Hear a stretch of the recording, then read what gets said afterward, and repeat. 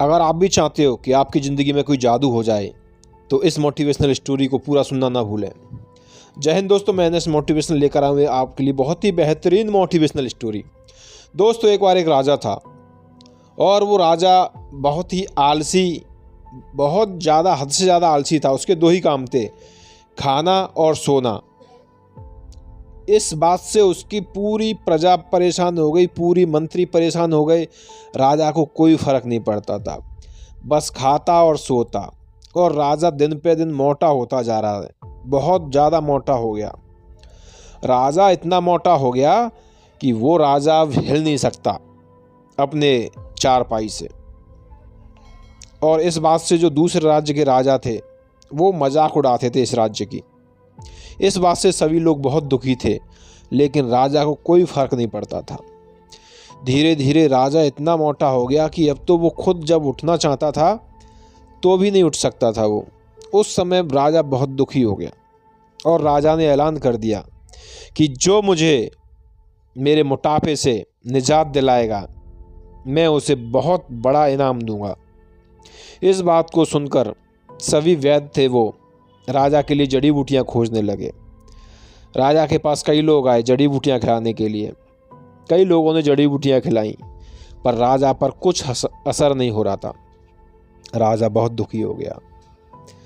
ये बात एक संत को पता चली, तो वो संत गांव की तरफ आए और गांव में लोगों से चर्चा की कि मैं चाहे जिस तरह के मोटापे को दूर कर सकता हूँ।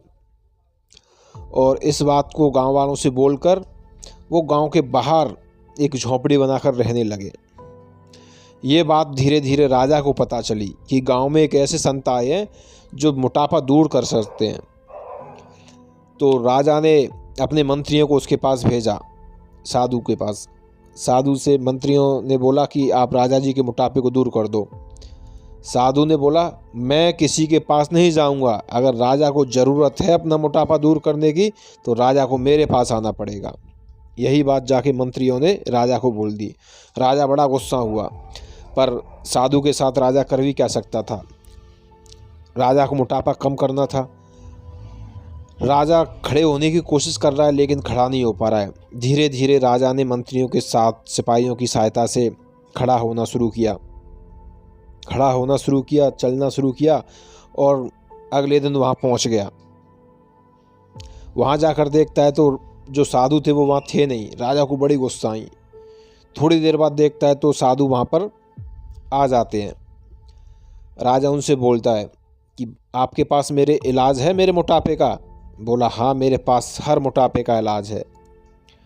तो राजा को उन्होंने एक पानी पिलाया जड़ी बूटी का। तो राजा बोले, अब मैं इसी से ठीक हो जाऊंगा। साधु ने बोला, नहीं तो मैं रोजाना मेरे पास चलकर आना पड़ेगा,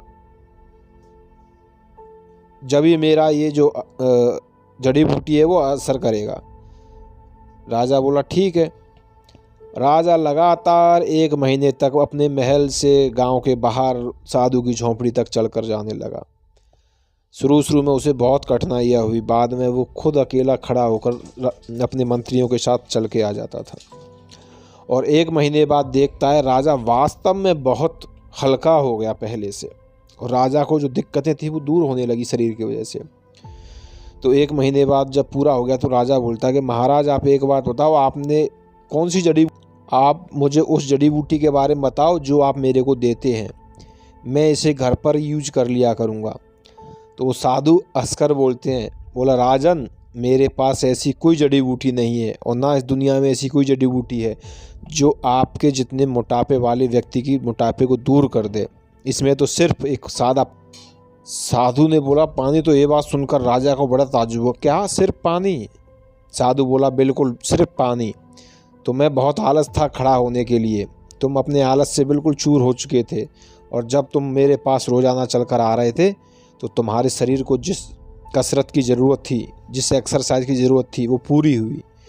तुम्हारा रोज़ाना मेरे पास चल कर आना लगभग 5 किलोमीटर है, 5 किलोमीटर आना 5 किलोमीटर जाना, तो तुम्हारे शरीर में जो चर्बी थी वो दूर हो गई। राजा की समझ में आ गया सारी बात। तो दोस्तों, बिना मेहनत के ज़िंदगी में कुछ नहीं मिलता, ये समझ लो। मेहनत करो।